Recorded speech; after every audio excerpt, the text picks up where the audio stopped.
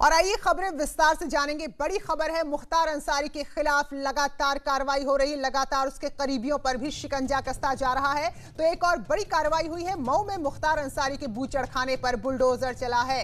Greenland थी यहाँ पर जहां अवैध स्लॉटर हाउस बनाया गया था, तो फिलहाल इसे ढा दिया गया है। सिटी मजिस्ट्रेट सीओ के सिटी के नेतृत्व में कार्रवाई हुई है। शहर कोतवाली थाना क्षेत्र में ये अवैध तरीके से जमीन पर बूचड़खाने को बना दिया गया था। तो अलग अलग दलों में अपने रसूख के चलते आज तक कोई कार्रवाई नहीं हुई, लेकिन अब वर्तमान सरकार जो लगातार अवैध जो भी निर्माण है उनको ढा रही है। तो एक और ऐसा ही स्लॉटर हाउस सामने आया है जिसको आज ढा दिया गया। तो ग्रीनलैंड था, ये जो जमीन थी, यहाँ पर किसी तरह का निर्माण नहीं हो सकता था, लेकिन मुख्तार अंसारी ने अपने दबदबे का इस्तेमाल कर यहाँ बूचड़खाना बनाया जो सालों से चल रहा था। तो फिलहाल इसे ढा दिया गया है। ये एक और बड़ी कार्रवाई जो मुख्तार अंसारी के खिलाफ हुई है, उसके जो भी काले कारनामे हैं, जो भी दबंगई से उसने जहां जहां कब्जा किया है, उन पर लगातार गाज गिरती जा रही है।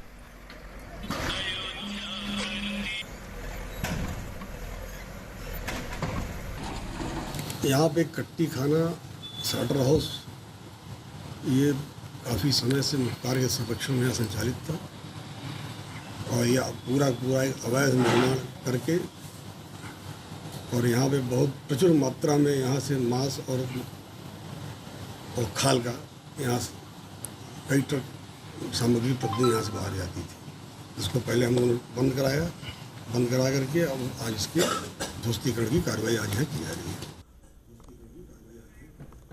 तो कोई पहली बार नहीं है, इससे पहले भी मुख्तार अंसारी के कई इसी तरह के जो काले काम थे उनके खिलाफ कार्रवाई हुई है। जो मुख्तार के करीबी थे उनके खिलाफ भी कार्रवाई हुई, कहीं कुर्की की कार्रवाई हुई है, तो कहीं इसी तरह अवैध निर्माण को हटाया गया है। तो ऐसे में ही एक और आज बड़ी कार्रवाई जो हुई है वो मऊ में हुई है। जो ग्रीनलैंड था, जो एरिया था जहां पर निर्माण नहीं हो सकता, लेकिन वहां अवैध तरीके से अपने बाहुबल का, अपने दबदबे का इस्तेमाल कर मुख्तार अंसारी ने बूचड़खाना बनाया था, स्लॉटर हाउस बनाया था। लेकिन सालों से चल रहे इस स्लॉटर हाउस पर कार्रवाई करने की आज तक किसी सरकार ने, किसी शासन प्रशासन ने हिम्मत नहीं की। लेकिन अब जबकि इस तरह के अवैध कारोबार पर या अवैध कब्जों पर योगी सरकार का डंडा चल रहा है, तो आज ये अवैध बूचड़खाना भी धराशाही कर दिया गया। तो प्रशासनिक टीम यहाँ पर मौजूद थी।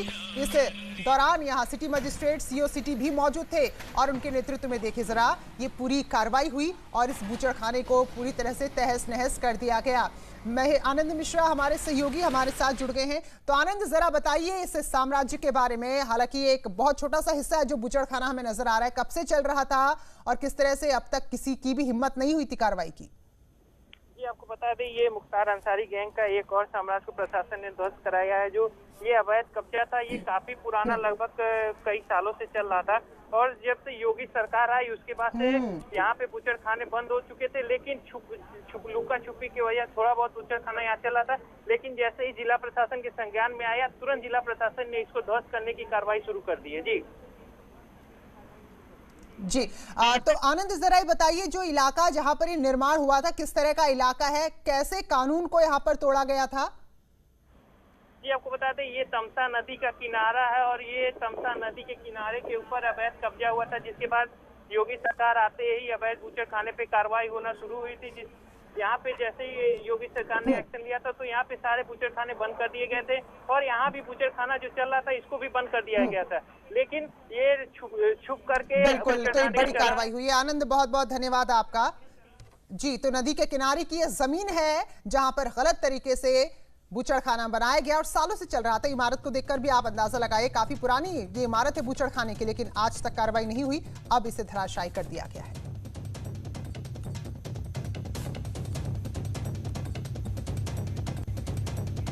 और गाजियाबाद से खबर है जहां भारी बारिश की वजह से अंडरपास में जो पानी भरा था उसमें एक युवक डूब गया और लोगों ने काफी मशक्कत के बाद इस युवक को बाहर निकाला है। गौशाली पुलिस चौकी के नजदीक ये हादसा हुआ। तो अगर हम बात करें, देखिए जरा, तो इसी तरह की स्थिति अंडरपास में आमतौर पर हो जाती, क्योंकि पानी की निकासी सही तरीके से नहीं होने की वजह से हल्की सी बारिश में अंडरपास में पानी भर जाता। देखिए जरा कितनी खतरनाक तस्वीरें हैं। एक शख्स इसमें डूब रहा था, वो किस्मत अच्छी थी कि किसी ने देख भी लिया और तुरंत उस तक मदद भी पहुंच गई, तो इसको बाहर निकाल लिया गया है सकुशल। गौशाला पुलिस चौकी के नजदीक की यह घटना है, नजदीक की तस्वीरें हैं। अंडरपास है जो इस वक्त आपको नजर आ रहा है, और अंडरपास क्योंकि सड़क से अगर इस तरह देखें तो गहराई में होता है, तो ऐसे में कई अंडरपास की तरह इसमें भी पानी भर गया था और एक बहुत बड़ा हादसा होते होते टल गया। राहत की बात है, शुक्र है कि जान नहीं गई इसमें, लेकिन देखिए आगे भी इसी तरह अगर पानी यहाँ पर भरा रहा, क्योंकि बारिश लगातार हो रही है, तो ऐसे में और भी इस तरह की घटनाएं हो सकती है। फिलहाल लोगों ने रस्सी डालकर जैसे तैसे इस शख्स को बचा लिया जो पानी में डूब रहा था। और जो तस्वीर आपको नजर आ रही है अंडरपास की तस्वीरें, देखिए जरा पानी कितना फीट तक पानी भरा हुआ है, क्योंकि जिस अंडरपास से गाड़ियां गुजर जाती हैं वो भी काफी ज्यादा पानी में डूब चुका है। और ये तस्वीरें और ये हालात देखिए, एक इंसान पूरा डूब जाए उतना पानी यहां पर भरा हुआ है। तो गाजियाबाद के गौशाला पुलिस चौकी के पास की ये तस्वीरें हैं। अमित राणा और बताएंगे जरा हमें तफसील से। अमित जरा बताइए इलाका कौन सा है और कैसे अंडरपास ये तालाब बन गया और किस तरह से बचाया गया शख्स को? गाजियाबाद का ये जो इलाका है गौशाला अंडरपास इसको कहा जाता है, जो कि मेन सिटी से विजयनगर, प्रताप विहार, कैलाश नगर इलाके को जोड़ता है और तकरीबन 8 से 10 लाख की आबादी यहाँ रहती है। ये पहली बार नहीं हुआ है। जैसे ही बारिश का मौसम आता है इस दौरान यहाँ कमोबेश यही हालत देखने को मिलते हैं कि यहाँ पर जल भराव हो जाता है, क्योंकि जिस तरीके से अंडरपास बना हुआ है दोनों ही तरफ से पानी इकट्ठा होता है और जो इसका वेंटिलेशन का जो रास्ता है वो वहां से खराब हो जाता है। यही कारण भी रहे कि यहाँ पर तकरीबन 15 से 20 फुट तक का पानी भर जाता है और जो आसपास के इलाके लड़के हैं, छोटे बच्चे हैं, वो यहाँ तैरने के लिए आ जाते हैं। वही हादसा यहाँ पर देखने को मिला कि एक युवक जब यहाँ नहाने के लिए आया तो उसको वो डूबने लगा। हालांकि गनीमत ये रही कि आसपास के लोगों ने उसको निकाल लिया, तो तत्काल अस्पताल में भर्ती भी कराया गया है, जहां उसका इलाज चल रहा है। डॉक्टर अभी कुछ भी कहने की स्थिति में नहीं है। उनका कहना यह है कि इस व्यक्ति के पेट में पानी चला गया है, उसको जल्द निकालने की कोशिश भी की जा रही है। लेकिन बड़ी लापरवाही नगर निगम की यहाँ साफ नजर आ रही है, क्योंकि जैसे ही बरसात का मौसम शुरू होता है नगर निगम कहता है कि तमाम तैयारियां हमारी तरफ से कर ली गई हैं, लेकिन गाजियाबाद में जगह जगह जल भराव चल रहा है, जिसको लेके गाजियाबाद जिलाधिकारी अजय शंकर पांडे आज खुद मौके पर पहुंचे और जगह जगह उन्होंने जहां भी जल भराव की स्थिति देखी वहां नगर निगम के अधिकारी को फटकार लगाई और कहा है कि जल्दी इसका निस्तारण भी किया जाए। जी बिल्कुल, लेकिन अमित जाहिर सी बात है जो आप भी कह रहे हैं कि पहली बार तो नहीं हुआ होगा कि बारिश में पानी भर गया होगा और निकासी नहीं है, तो पहले ही पता होना चाहिए था, तो ये एक और बड़ी लापरवाही। शुक्रिया अमित आपका। तो जब एक घटना सामने आई है जहां एक शख्स हादसे का शिकार होते होते बचा है, तो उसके बाद प्रशासन भी जागा है। जिलाधिकारी ने शहर की सड़कों में निकलकर जहां जहां जल भराव हुआ है, जहां जहां पानी इकट्ठा हुआ है, उन इलाकों का जायजा लिया है। जो जिलाधिकारी हैं जो निकले हैं अब शहर भ्रमण के लिए, लेकिन जो भी काम होते हैं, निकासी के काम, नालियों की सफाई के काम, नालों के सफाई के काम, ये बरसात के आने से पहले होते हैं। लेकिन यहाँ जब तक कोई बड़ी घटना नहीं होती तब तक शायद ये काम याद ही नहीं रहते। बहरहाल अब जिलाधिकारी निकले हैं और जिले में कहाँ कहाँ जल भराव की स्थिति है, कहाँ कहाँ पानी इकट्ठा हो रहा है, निकासी को लेकर क्या व्यवस्था है, उसका जायजा लिया है।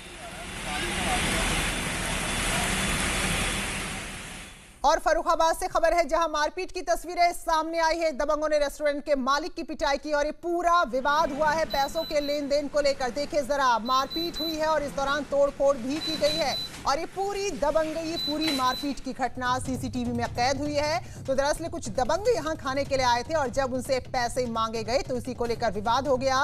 तो रेस्टोरेंट मालिक ने ही इस वीडियो को जारी किया है जिसमें ये दबंग रेस्टोरेंट मालिक को पीटते और उनके रेस्टोरेंट में तोड़फोड़ करते नजर आ रहे हैं। तो फर्रुखाबाद से ये तस्वीरें देखिए जरा, गजब की दबंगई है। खाना पीना खाया लेकिन शायद पैसे देने को राजी नहीं हुए और उसके बाद मारपीट पर उतारू हो गए हैं। तो जो दुकान का सामान है उसे तोड़ा फोड़ा जा रहा है और जो रेस्टोरेंट का मालिक है उसके साथ मारपीट की जा रही है।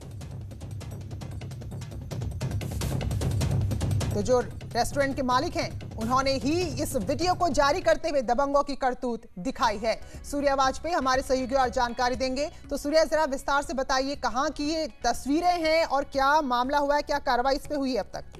प्रीति, मैं आपको बता दूं, ये फतेहगढ़ कोतवाली क्षेत्र के आपका जो हाईवे है, इटावा हाईवे, उस पर ये घटना रेस्टोरेंट में हुई है। आपको बता दें, ये कार से दबंग सभी आए हुए थे, जो कि खाना खाने के बाद में वो पैसे देने को लेकर विवाद शुरू हो गया। विवाद के दौरान आप सीधे तस्वीरों में देख सकती है कि दबंग इस कदर हावी हुए कि कुर्सी, लाठी, डंडे लेकर जो थे ये रेस्टोरेंट मालिक और उसके कर्मचारियों पर इस कदर इन्होंने मारपीट करी है, और उसके बाद में ये मौके से सभी फरार हो गए। लेकिन सबसे बड़ी बात ये रही प्रीति कि मौके पर जो था एक कार जो थी इन दबंगों की छूट गई, जिसकी वजह से इनकी पहचान हो पाई है। वहीं ये सभी जो है एक पुराने भाजपा वरिष्ठ नेता के जो है रिश्तेदार बताए जा रहे हैं। जी प्रीति। तो शायद यही हनक रही होगी सूर्या जो इन्होंने दिखाई है, दबंगई और मारपीट यहाँ पर की है। बहुत बहुत धन्यवाद आपका जानकारी के लिए। और महाराजगंज से खबर है, जहां शूटिंग को लेकर मारपीट हुई। यहां फिल्म की शूटिंग चल रही थी, लेकिन इस दौरान फिल्म छोड़िए असल में ही मारपीट यहां पर शुरू हो गई। दरअसल धान के खेत में फिल्म की शूटिंग चल रही थी, लेकिन इसी दौरान दो पक्षों में कुछ विवाद शायद हो गया और फिर उसके बाद यहां दोनों पक्ष आमने सामने आ गए। फरेंदा थाना इलाके के बरगदवा गांव की घटना है, जहां फिल्म की शूटिंग के दौरान फाइटिंग शुरू हो गई। असलियत में दो पक्ष के लोग आमने सामने आ गए। तो ये धान का खेत है जो साफ नजर आ रहा है, फसल को भी काफी नुकसान हो गया इस दौरान और लोग आपस में भिड़ गए हैं। तो फिल्म की शूटिंग चल रही थी जहां ये पूरी घटना हुई।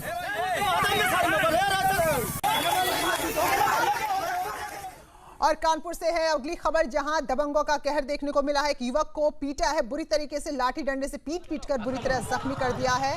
तो दबंगों ने पिटाई की है। सचिंडी के भीमसेन गांव की घटना है, जहां पर दबंगई सामने आई है। एक युवक को कानपुर में सचिंडी इलाके में बुरी तरह से पीटा है। तो किसी ने शायद दूर से वीडियो बनाया है अपने मोबाइल से, जो साफ नजर आ रहा है कि किस तरह से सड़क पर एक शख्स को लोग लाठी डंडों से पीट रहे हैं।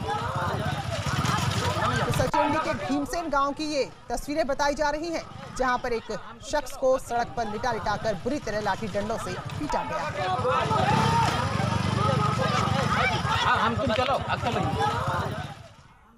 गोरखपुर में बीजेपी सांसद रवि किशन और विधायक राधा मोहन दास अग्रवाल के बीच घमासान छिड़ गया है। सहायक अभियंता के ट्रांसफर से शुरू हुआ विवाद इस कदर बढ़ा कि सांसद रवि किशन ने विधायक से इस्तीफा तक मांग लिया है, जबकि बीजेपी ने विधायक का ऑडियो वायरल होने के बाद कारण बताओ नोटिस जारी किया है।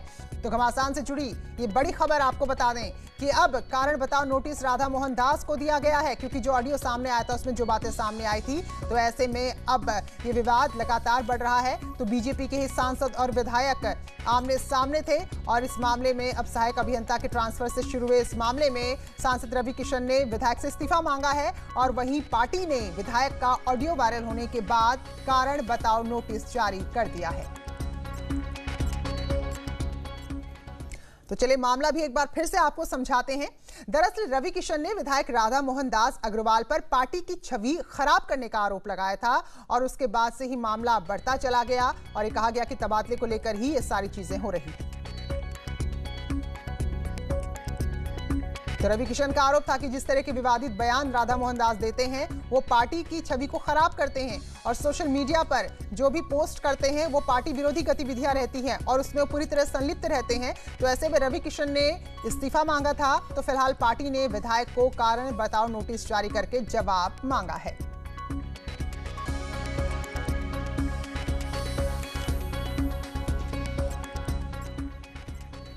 वहीं विधायक राधा मोहन दास ने इस्तीफा मांगने पर सांसद रवि किशन पर निशाना साधा। उन्होंने फेसबुक पोस्ट पर लिखा है कि मूर्ति गढ़ने में गिलहरी की तरह हमारी भी भूमिका रही है। मूर्तिकार कभी अपनी मूर्ति नहीं तोड़ता, यानी कि वो कहीं ना कहीं बताने की कोशिश कर रहे हैं कि पार्टी आज जिस तरह से खड़ी है उसमें हमारी भी भूमिका है और हम कभी भी ऐसा कोई काम नहीं करेंगे जिससे हमारी पार्टी को नुकसान पहुंचे। बहरहाल रवि किशन ने इस्तीफे की मांग की थी तो उस पर यह जवाब आया है राधा मोहन दास का। तो फिलहाल मुश्किलें विधायक राधा मोहन दास की ही बढ़ रही हैं। बीजेपी ने उन्हें कारण बताओ नोटिस जारी किया है। राधा मोहन दास अग्रवाल ने पार्टी पर जिस तरह की बातें रखी है तो फिलहाल ये आरोप है कि राधा मोहन दास ने अनुशासनहीनता की है और इसी आरोप में उन्हें नोटिस दिया गया है। पार्टी ने एक हफ्ते के अंदर अंदर राधा मोहन दास से जवाब देने को कहा है। तो सोशल मीडिया पर संगठन की छवि खराब करने का आरोप है, अनुशासनहीनता का आरोप है। तो ये देखिए नोटिस की प्रति भी आपको दिखा रहे हैं जो अब फिलहाल जारी हुआ राधा मोहन दास को 1 हफ्ते का समय दिया गया है और 1 हफ्ते के अंदर अंदर अपनी बात रखनी होगी, अपना जवाब देना होगा।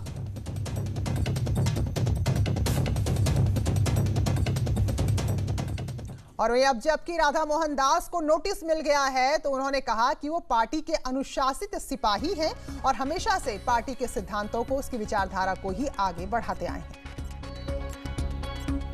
नोटिस, मैं इसे नोटिस नहीं मानता, मैं इसे एक औपचारिक कदम मानता हूं कि पार्टी मुझसे पूछना चाहती है कि भाई आप जैसा आदमी जो 20 साल से विधायक है, जिसने पूरी जिंदगी ईमानदारी की राजनीति किया, जो आज भी बिना सुरक्षा के शहर में चलता है,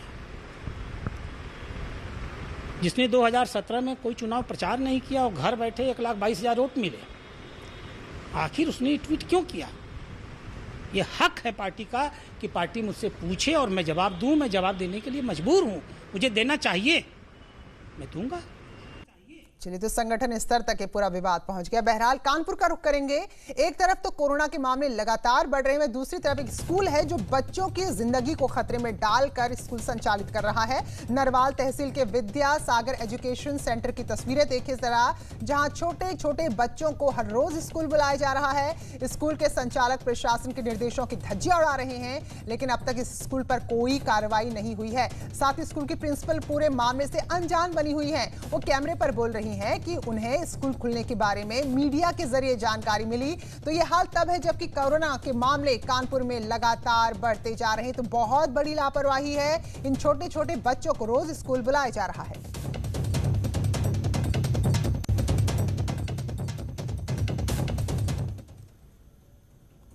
आपके माध्यम से अभी दी गई है, बताया गया है कि कई स्कूल में बच्चे भी थे और पढ़ाई चल रही है। तो ये बहुत कोविड काल में प्रतिजगह की इसकी मैं पूरी जाँच तहसीलदार नरवल को आज दे रही हूँ और जो भी इसमें जाँच आता है उसके विरुद्ध कार्रवाई अगर ऐसा कुछ। अमित गंजू हमारे सहयोगी कानपुर से जुड़ चुके हैं। तो अमित, जहां बड़े भी घर से बाहर निकलने में डर रहे हैं, वहां इन बच्चों की जिंदगी को खतरे में डाला जा रहा है।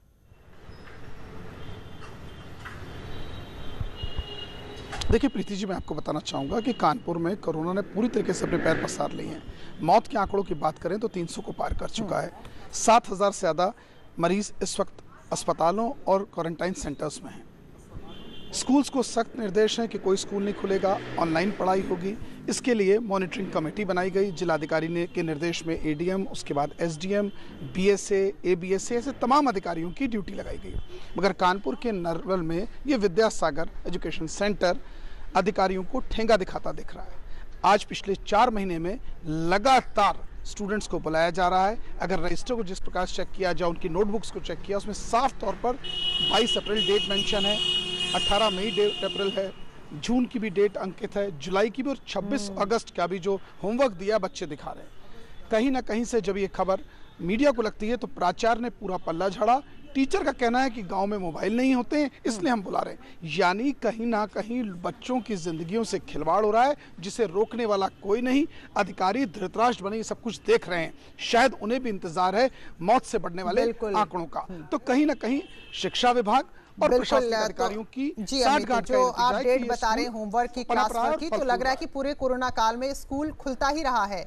और हैरानी की बात है कि किसी को पता ही नहीं, या हमें तो ये लग रहा है कि जानबूझकर नजरअंदाज किया गया है। बहुत बहुत शुक्रिया अमित। तो अब जबकि खबर हमने दिखा दी, देखते हैं कि क्या अभी जो प्रिंसिपल है, खुद को पूरी तरह से प्रिंसिपल कह रही कि हमें जानकारी नहीं थी, क्या वो कोई कार्रवाई करती है, प्रशासन कोई कार्रवाई करता है। बहुत बहुत शुक्रिया आपका। और अब वाराणसी की तस्वीर आपको दिखाते हैं, जहां गोली मारने का सीसीटीवी फुटेज सामने आया है। बाइक सवार बदमाशों ने कैसे दिन दहाड़े 2 लोगों की हत्या कर दी है, उसका सीसीटीवी फुटेज आप देखें जरा, इससे अंदाजा लगाइए कि कितने बेखौफ बदमाश हैं। चहल पहले चारों तरफ लोग आ जा रहे हैं, लेकिन इन सब के बीच बाइक में सवार होकर बदमाश आते हैं, गोली चलाते हैं। जिन 2 लोगों से रंजिश थी, उनके अलावा एक तीसरा शख्स जो बिल्कुल इस पूरे मामले से अनजान था, पूरी तरह निर्दोष था, उसने भी अपनी जान गंवा दी, जबकि तीसरे शख्स की हालत गंभीर है। तो बताया जा रहा है कि संपत्ति को लेकर ये विवाद था, या फिर नशे और हथियारों की सौदेबाजी का भी कनेक्शन इसमें सामने आ रहा है। तो न्यूज़ 18 की तफ्तीश में खुलासा हुआ है कि जो मृतक अभिषेक सिंह है उस पर गैंगस्टर लग चुका है। अभिषेक सिंह पर मुकदमे चल रहे थे और जो घायल दीपक है वो मुगल सराय का रहने वाला है। दीपक के परिजनों से पुलिस पूछताछ कर रही है और जो एक और शख्स जिसने अपनी जान गंवाई है वो इस पूरे मामले से कहीं दूर दूर तक जुड़ा हुआ नहीं था। वो वहां पर खड़ा था लेकिन इस गोलीबारी की चपेट में आया और वो बेकसूर शख्स भी मारा गया।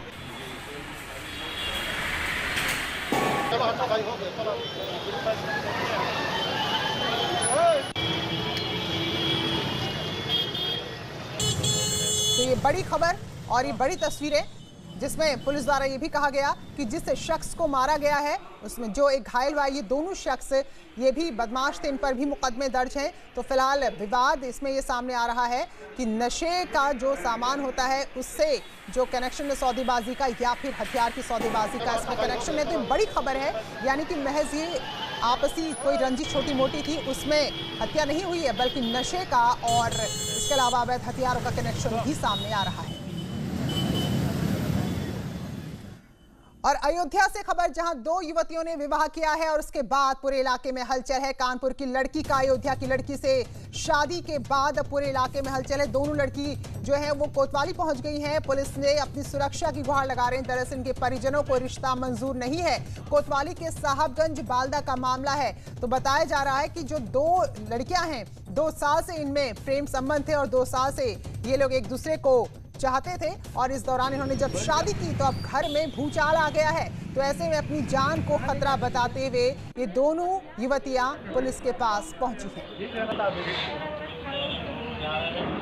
हम लोग की शादी करा दीजिए बस। क्या? शादी करा दीजिए हम लोग की शादी करा दीजिए बस। क्या?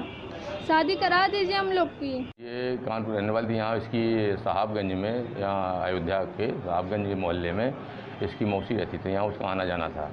यहीं पर उसका विगत कई 2 वर्षों से उसका एक वर्षा नाम की लड़की है जो साहबगंज में रहती है, उससे उसका आपस में प्रेम प्रसंग हो गया और वो एक दूसरे से, वो भी लड़की ही है और दोनों बालिग हैं और दोनों की सहमति के आधार पर ये वहाँ से आकर के 26 तारीख को ये मिसिंग हुई और आज ये दोनों वहाँ पर शादी करने के बाद कानपुर के में तपस्वी मंदिर बता रहे हैं, शादी करने के बाद आज यहाँ पर कोतवाली में आए हैं और बताया कि हम लोगों ने शादी कर ली आपस में।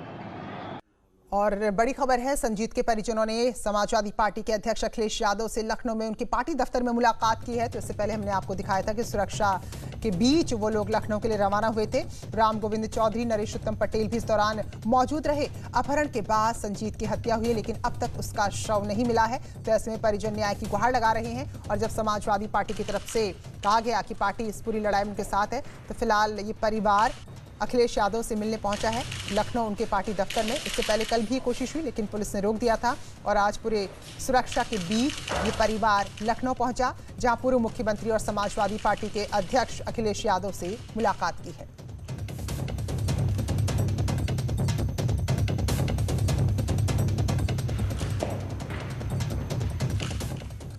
तो इन तमाम खबरों के साथ इस बुलेटिन में अभी बस इतना ही, लेकिन छोटे से ब्रेक के बाद भी खबरों का सिलसिला जारी।